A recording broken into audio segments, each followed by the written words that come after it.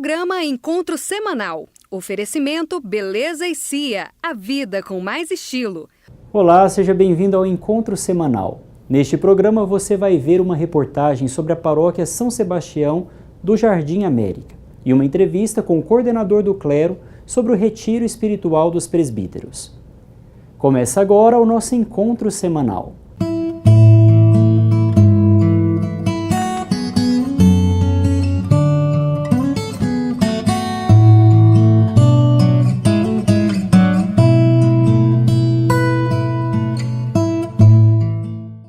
O diaconado é o primeiro grau do sacramento da ordem e se dedica ao serviço das mesas e da caridade. Assista a reportagem.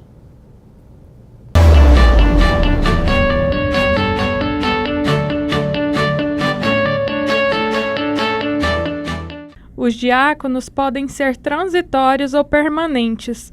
Para a formação dos diáconos permanentes é necessário possuir um curso de teologia e ser casado. Para ser um diácono, ele tem que ser o que é exigido, ser casado, Ter mais de, 10 anos de casado, já ter filhos, E ter a disposição também para poder servir o Senhor. O que eu vejo que é muito importante nisso é o tempo que você tem para poder servir o Senhor e a Deus neste momento. Para mim, como foi uma graça de Deus, ver este chamado e poder caminhar neste caminho, para mim foi ótimo. É uma graça de Deus poder servir o Senhor na Arquidiocese de Goiânia. Os diáconos recebem a força de servir o povo de Deus na diaconia da liturgia da palavra e da caridade, em comunhão com o bispo e seu presbitério. O trabalho realizado pelos diáconos são auxiliar nas missas, Tendo também o acompanhamento nas pastorais, nos movimentos da igreja, e também realizando as celebrações no domingo, ou mesmo nos dias de semana. Diácono Wagner Gomes foi ordenado em setembro de 2015. Ele dedica seu serviço pastoral à paróquia São José, em Aparecida de Goiânia. É uma graça de Deus poder servir a Igreja de Goiânia junto com nossos irmãos mais necessitados. Para mim, é uma graça de Deus.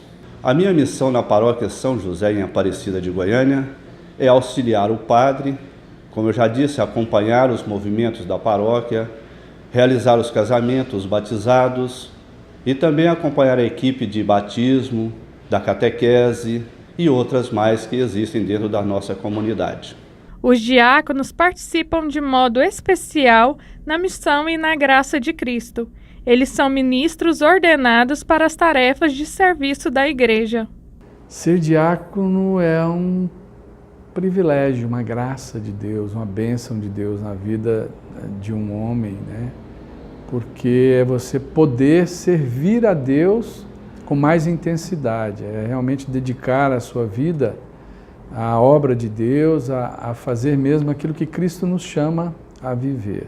Servir a Deus é uma graça, por isso é um dom que Deus nos concede. Servimos a Deus com amor e carinho. Amém? Glorioso Santo Estevão, diácono cheio do Espírito Santo, animador das comunidades, nós vos pedimos que intercedas a Deus por nós, para que consigamos a graça de uma verdadeira conversão a Jesus Cristo e seu projeto. Concedei-nos sabedoria e coragem para renovar nossas comunidades, tornando-as uma igreja a serviço do Reino. Dai-nos força para participarmos sem medo da construção de uma sociedade justa, fraterna e solidária, vivenciando assim a paz tão desejada. Guarda nossas famílias de todos os males, para que nossos lares sejam verdadeiras igrejas domésticas, onde o Evangelho é anunciado e vivenciado.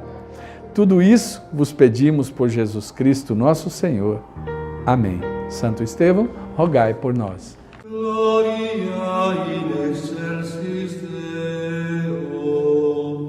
Há mais de 40 anos, o Papa São João Paulo II começou as Jornadas Mundiais da Juventude. Primeiramente, ele começou fazendo pequenas jornadas, mini jornadas, no domingo de Ramos, lá em Roma. Essas foram as primeiras experiências. Eu convidava os jovens para esta iniciativa. Depois ele foi estendendo essas jornadas para toda a humanidade. Lembro que quando ele expirava e sentia na praça de São Pedro as vozes da juventude que rezava por ele, ele disse: eu fui atrás deles no mundo inteiro e agora eles vêm a mim. Jornada Mundial da Juventude é uma grande festa da juventude proveniente de todo o mundo. Pode ser o mundo dos cristãos, mas também desta jornada participam pessoas de outras confissões cristãs e até não cristãos, ou até pagãos, ou seja, até não crentes, até pessoas que não acreditam. Neste ano a jornada começou domingo passado, portanto dia 20, e vai até o próximo domingo, dia 27. E ao longo desta semana toda são feitas as catequeses em várias línguas. Os bispos locais e bispos do mundo inteiro são convidados a falar aos jovens em auditórios, em igrejas, e assim ir aprofundando o tema da Jornada Mundial da Juventude. Neste ano, o lema escolhido é especificamente mariano: eis a serva do Senhor, faça-se em mim segundo a vossa palavra. A Jornada Mundial da Juventude, conduzida por Nossa Senhora, e Nossa Senhora dando a pista de como proceder na vida para se viver bem a juventude a caminho da maturidade.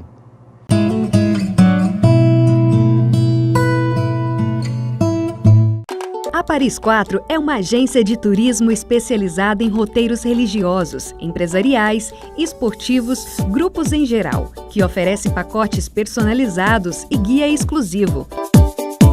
Conheça também nossos serviços que vão muito além dos pacotes turísticos.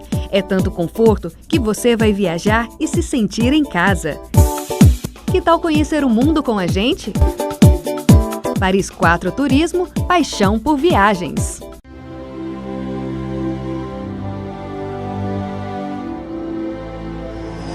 Ustedes jóvenes tienen en la Virgen María un motivo de alegría, una fuente de inspiración.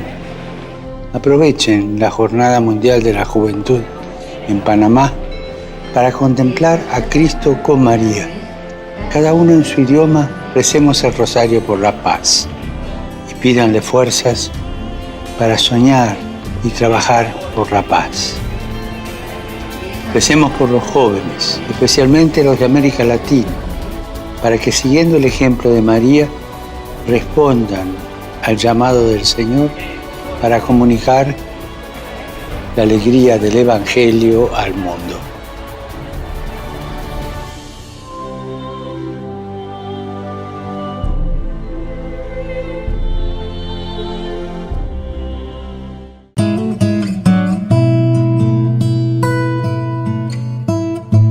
Hoje no quadro As Razões da Fé temos um vídeo enviado por Brenda Emily de Souza, da paróquia Santa Genoveva. Oi padre, tudo bem? Então eu queria saber por que alguns padres falam que o corpo e sangue de Cristo os guarde para a vida eterna na celebração, na missa, e outros padres não falam. É correto falar ou não? Obrigado, Brenda, por mais uma vez participar do nosso programa. Muitas vezes encontramos nos atos litúrgicos, de um modo particular na Santa Missa, algumas divergências da parte dos celebrantes.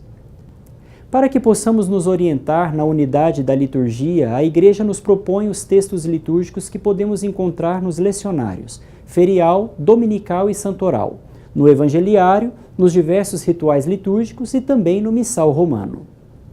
Em todos esses livros litúrgicos, nós encontramos textos escritos em vermelho, que são chamados de rubricas. Esses textos servem para orientar o celebrante. Nunca devem ser lidos, apenas obedecidos. No rito da comunhão, depois que o padre diz, eis o Cordeiro de Deus que tira o pecado do mundo, ele juntamente com o povo acrescenta, Senhor, eu não sou digno de que entreis em minha morada, mas dizei uma palavra e serei salvo.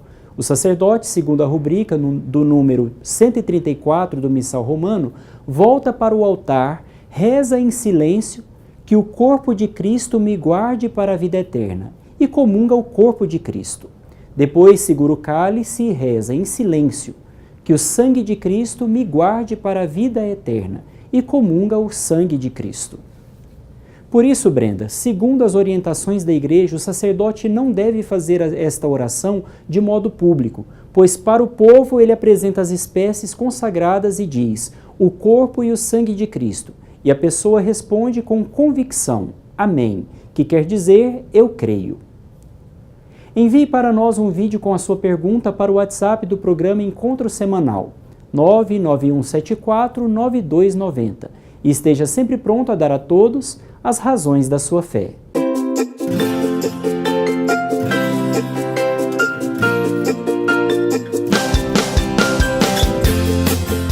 Acompanhe a reportagem da paróquia São Sebastião, que fica no Jardim América, em Goiânia. Neste mês aconteceu a festa em louvor a este santo. A paróquia São Sebastião teve início por volta dos anos 60 com o surgimento do setor Jardim América. Daniele de Miranda nos conta sobre a tradição de muitas famílias em participar da comunidade. Desde então passou por aqui vários padres, né? Várias comunidades, várias pessoas, algumas até hoje estão aqui, igual a minha avó, as minhas tias, outras senhoras que moram até próximo da paróquia. Então, a história da paróquia é essa, é formada por pessoas que até hoje estão aqui, né? Então, é uma paróquia antiga e que ainda muitas pessoas que ajudaram na construção da paróquia, na formação de várias pastorais, ainda está presente, servindo a comunidade. A paróquia São Sebastião está localizada no Jardim América, em Goiânia. Ela foi fundada no ano de 1967 e possui uma comunidade. Maria do Socorro participa da comunidade há 12 anos. Ela é ministra extraordinária da Sagrada Comunhão Eucarística e fala sobre sua gratidão em servir na paróquia. É uma bênção, é uma experiência assim que só você fazendo a experiência para saber o tanto que é maravilhoso a gente servir a igreja e servir também a Deus. São Sebastião foi um soldado romano e foi martirizado por sua fé em Jesus. O santo é protetor da humanidade contra a fome, a peste e a guerra. Maria Luísa de Oliveira conta como foi preparada a festa dedicada ao padroeiro da paróquia. É um exemplo muito grande, né, São Sebastião para nós, o nosso padroeiro, e é um exemplo do nosso mártir, né, que deu a vida pela fé cristã, é um exemplo a gente seguir. E nesse momento de novena é um momento muito importante para a gente também, porque a gente está recebendo algo muito precioso, que é uma catequese sobre os 10 mandamentos. Isso, enquanto vida cristã, é muito importante para nós, né, para seguir o exemplo de Cristo, como a gente realmente deve, né?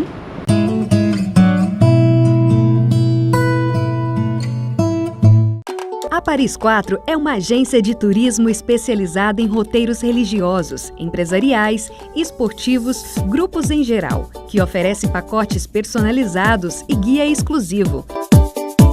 Conheça também nossos serviços que vão muito além dos pacotes turísticos. É tanto conforto que você vai viajar e se sentir em casa. Que tal conhecer o mundo com a gente? Paris 4 Turismo, paixão por viagens.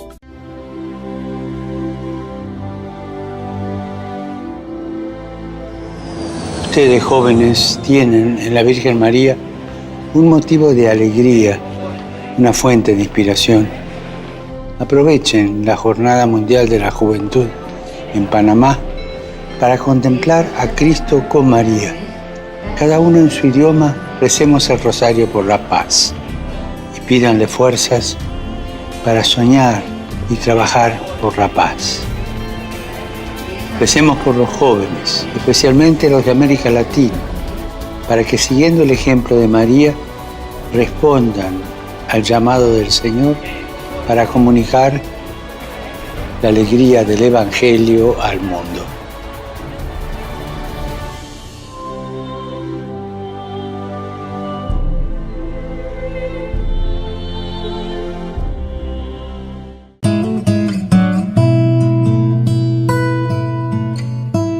Todos os anos, os presbíteros da Arquidiocese de Goiânia se reúnem para um retiro espiritual com o acompanhamento do arcebispo e seus auxiliares. Veja a entrevista sobre a importância deste momento de reflexão com o coordenador do clero.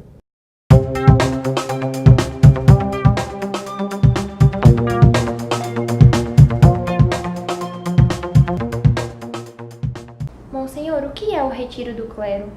O retiro do clero é um tempo privilegiado que nós padres temos para refletir sobre a nossa vida de padre, a nossa missão como padres. Tem como finalidade fortalecer nossa vida espiritual, mas também fortalecer nossa vida humana, né, como pessoas humanas. Fortalecer o nosso relacionamento fraterno com os colegas, né, nós padres, refletir sobre o nosso relacionamento com os fiéis, com os paroquianos, ou seja, nós crescemos humanamente e crescemos também espiritualmente. Quem é o pregador desse ano e qual a importância de se trazer pessoas de fora para este momento? Sim, o nosso pregador esse ano, Dom Gilson, Dom Gilson Andrade, que é bispo coadjutor de Nova Iguaçu, Rio de Janeiro. Trazer pessoas de fora não significa que nós não tenhamos aqui pessoas preparadas para o retiro. É uma prática que nos ajuda, pedagogicamente, ajuda bastante alguém que vem de fora para falar para os padres, para nós padres, né? Alguém de dentro já conhece muito a nossa vida, a nossa caminhada. Alguém de fora vem e fala tudo aquilo que o Espírito Santo está inspirando. Vamos supor, a gente que, se fosse um padre daqui mesmo para pregar o retiro, ele ia ficar com certos receios, falo isso, eu falo aquilo, né? Mas o bispo que vem de fora está livre, pode dizer tudo aquilo que ele esteja pensando, e isso vai nos ajudar muito, né? Vai tocar muito na nossa vida, na nossa caminhada. Como que os fiéis podem contribuir com esse momento de retiro? Sim, é importantíssima essa pergunta, porque os fiéis participam ativamente do retiro dos padres. De que maneira? Rezando pelos padres nos dias que eles estão em retiro. Muitas vezes eu digo na paróquia o seguinte: vocês nos dias de missa se reúnam, venham para a igreja, façam a celebração da palavra e façam um momento de oração, uma hora santa pelos padres que estão fazendo o retiro. Então esse o primeiro ponto é esse. Depois apoiar, né? Perceber que também os padres precisam de um momento próprio, específico, para para o fortalecimento da sua missão, né, presbiteral. Qual o objetivo da Assembleia do Clero? Nós vamos realizar, depois do retiro, a Assembleia do Clero. Qual que é a finalidade? Primeiro, ela é eletiva, né? Esse ano vai ser nomeado, escolhido, eleito o novo coordenador do clero, né? E depois para a gente discutir também os pontos fundamentais da nossa pastoral diocesana, né? Para ter um caminho comum. A Assembleia dos Presbíteros nos ajuda no sentido de que todos nós vamos caminhar numa meta comum, traçada pela arquidiocese, traçada pelo nosso sínodo diocesano, e faz com que cada padre tenha essa meta comum e não fique fazendo só um caminho particular, né? A pastoral não é uma pastoral particular minha do padre, mas a pastoral ela é eclesial, é da arquidiocese de Goiânia, né? Da igreja toda de Goiânia. Muito obrigada, Monsenhor. Acompanhe essas e outras entrevistas no YouTube da Arquidiocese de Goiânia. Até a próxima!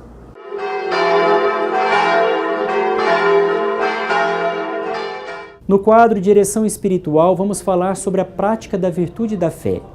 A fé é ao mesmo tempo um dom de Deus e uma adesão livre da nossa alma.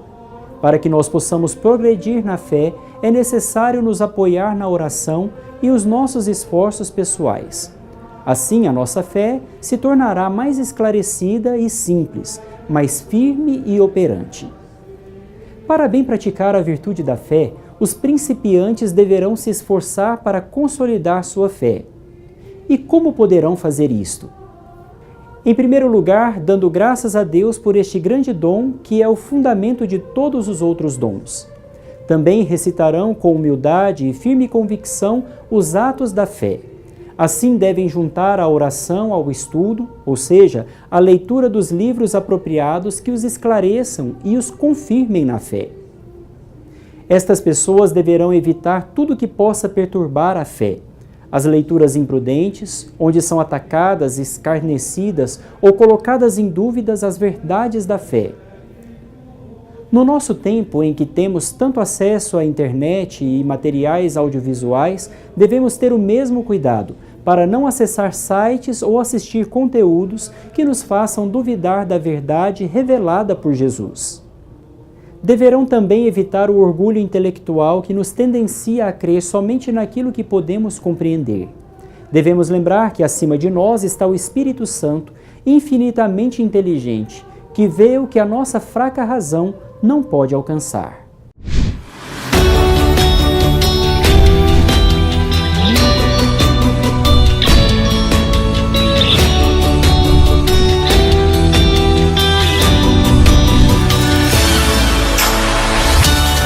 Bonfinópolis é uma cidade localizada na saída leste de Goiânia e fica a 30 quilômetros da capital.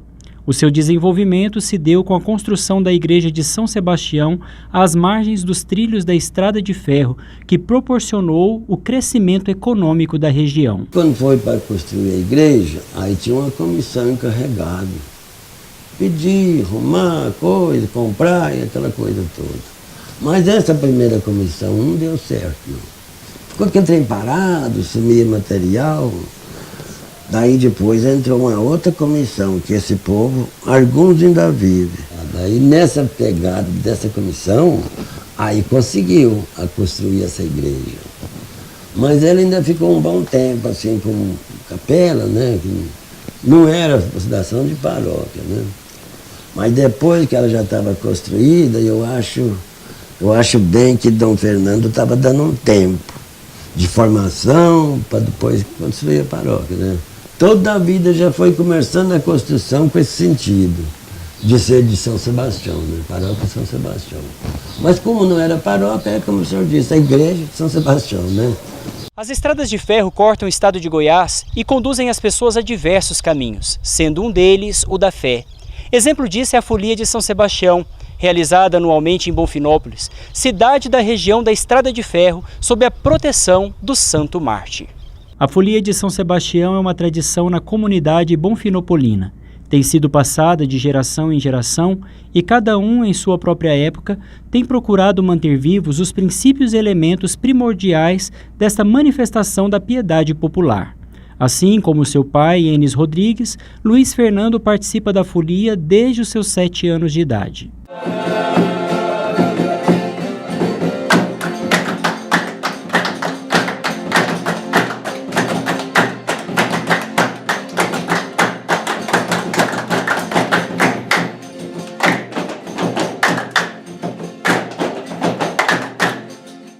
Eu desde pequeno, da idade do Luiz, que está com 7, eu também tinha 7, Aí as folias já eram nas roças, né? Já não era aqui na cidade. Aí era cavalo.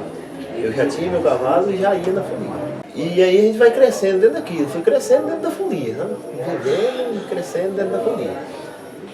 Aí a gente já passou a cantar, já aprendeu a tocar um instrumento, né? Foi um instrumento de corda e eu toco eles todos na folia. Na música, onde é que me põe, eu sei fazer.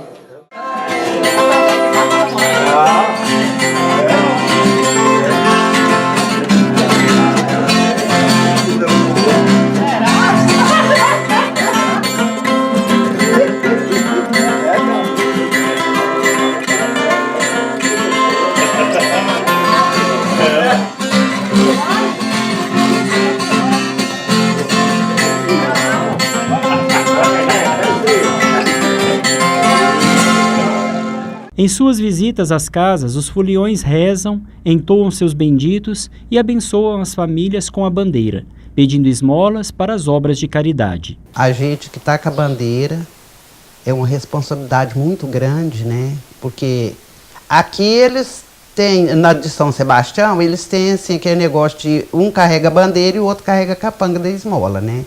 Aí já nas outras folias que eu giro, não, eu que tomo conta de tudo, né? Aí a responsabilidade é muito grande, né? E é bom, eu acho bom, nossa.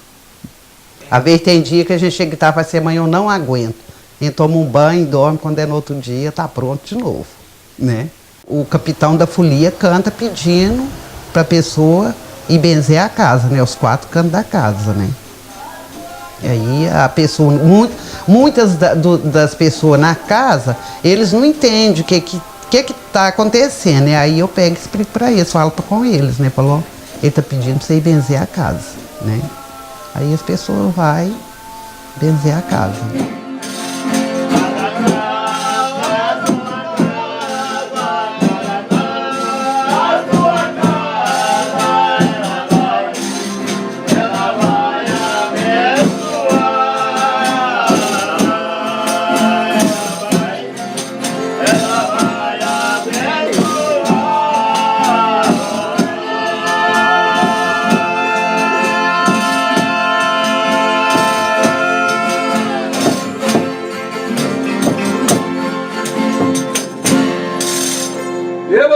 Viva a dona da casa! Viva o nosso vigário! Viva a inferno da bandeira do seu Folião! Vai inferno? Não, usar inferno. Os instrumentos usados durante a folia são muito importantes, por isso são tratados com muito cuidado. São colocados sobre a cama do casal, que acolhe os foliões e permanecem lá até a sua partida. Os diversos símbolos da folia se concentram na bandeira, que é adornada com flores e levada com muito respeito. Ela é entregue na igreja no último dia da festa, e os fiéis depositam nela toda a sua fé e piedade. A folia de São Sebastião se encerra e todos retornam para suas casas, abençoados, aguardando ansiosamente até o próximo ano para viver de novo esse momento de amor, fé e devoção. Chegamos ao final do nosso programa. Você pode acessar as nossas redes sociais, Facebook e Instagram, e acompanhar todas as edições do programa no YouTube da Arquidiocese de Goiânia. Nos vemos na próxima semana no nosso encontro semanal.